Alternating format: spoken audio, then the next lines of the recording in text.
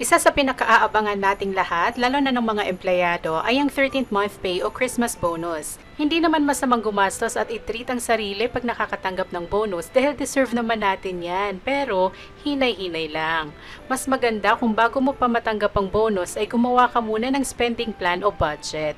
Isulat mo kung ano nga ba ang mga priorities mo and financial goals mo para sa iyong bonus. Kahit ano pa ang goals mo, mahalaga na aware ka kung saan mapupunta ang bonus mo.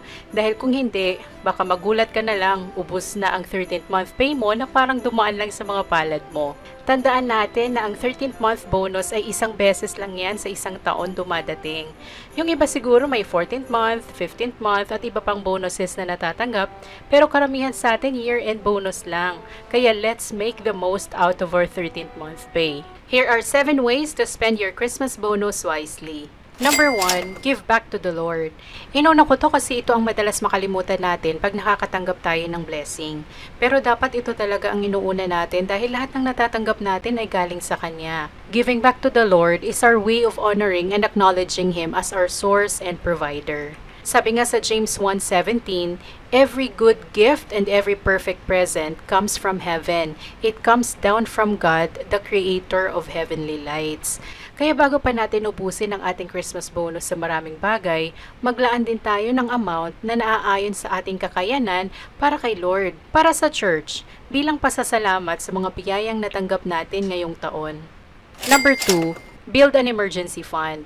Ano ba ang emergency fund? Ito yung perang tinatabi natin for emergency purposes or pangreserba sa mga unexpected expenses kagaya ng biglang may nasirang appliances sa bahay o kaya biglang may nanghingi o nanghiram ng pera na isang kapamilya na may sakit o kaya biglang nawalan ng trabaho si mister o si misis.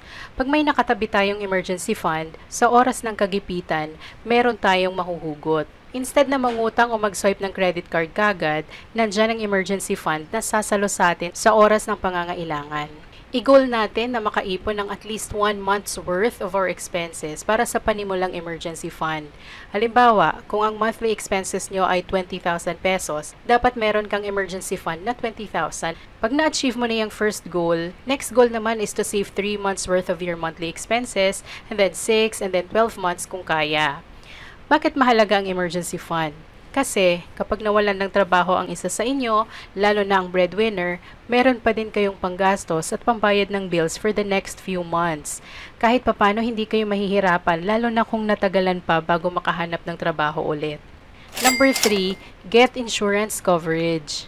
Di ba pag bumibili tayo ng bagong cellphone, binibilhan natin kagad ng case at tempered glass for protection? Mabagsak man, hindi basta-basta masisira. Kasi pag walang case o tempered glass, pag nasira, gastos na naman, di ba?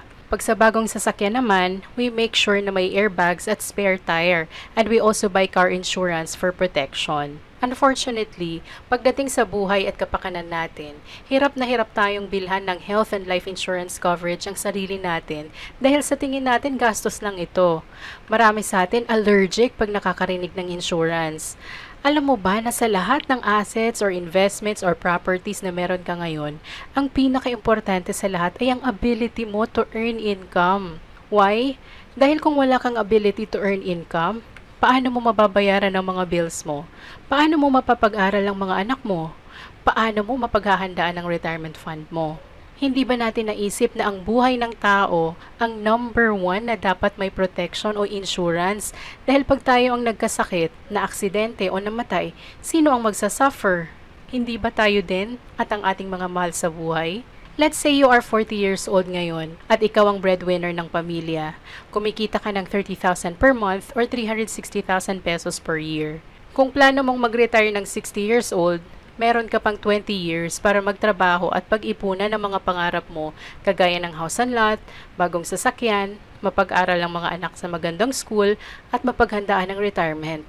Assuming na same pa din ang sweldo mo for the next 20 years, 7.2 million pa ang kikitain mo sa pagtatrabaho. Pero syempre, kasama pa dito ang mga monthly bills and expenses nyo.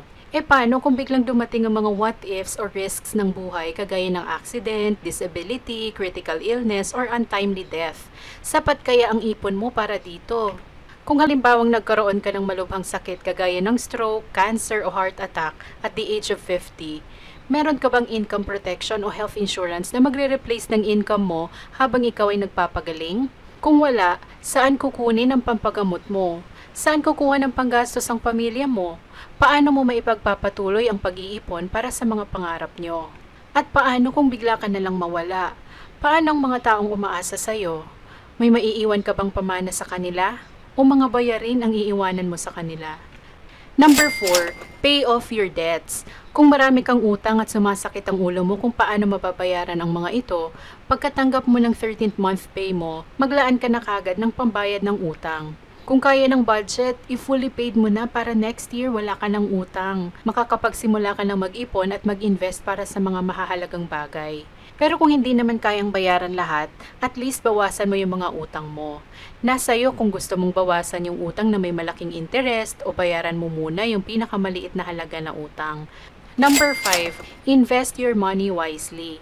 Kung meron ka namang extra fund at napaglaanan mo na yung mga naunang bagay, magtabi ka din para sa inyong investment kagaya ng educational fund ng mga anak nyo, retirement fund nyo at sa iba nyo pang long-term goals. Maganda ang pag-i-invest dahil mas malaki ang tutubuin ng pera mo kaysa kung ilalagay mo lang sa regular savings account o itatago mo lang sa drawer mo. Saan ba pwedeng mag-invest? Kung conservative ka, pwede kang mag-invest sa mga mutual funds at UITF no more on bonds. Kung aggressive ka naman, pwede kang mag-invest sa stocks and equity funds na mas risky pero mas mataas ang potential returns over time. Don't put all your eggs in one basket.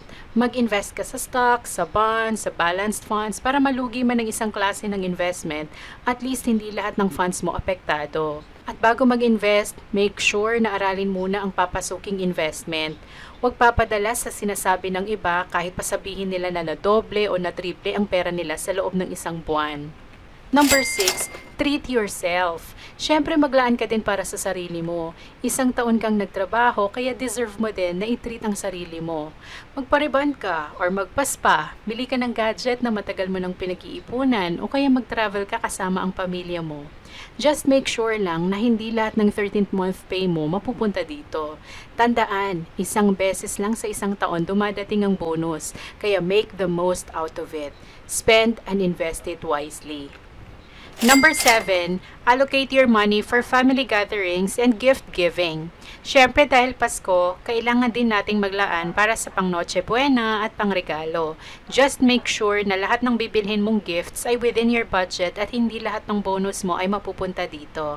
And last but not the least, help others. Christmas is the season of giving and helping others. Kung meron kang gustong tulungan o bahaginan ng blessing, there is no better time than during the Christmas season. Kung may gusto kang bigyan dati pero di mo magawa dahil laging kulang ang budget, now that you have your bonus, baka pwede mo nang ibahagi ang maliit na portion nito para sa pagtulong sa ibang tao, lalo na yung mga less fortunate o talagang nangangailangan. Sabi nga sa Proverbs 11:25, be generous and you will be prosperous. Yun ang ating 7 ways to spend your Christmas bonus wisely. Thank you so much po sa patuloy niyong pagsuporta at panonood ng aking mga videos. Merry Christmas po sa inyong lahat.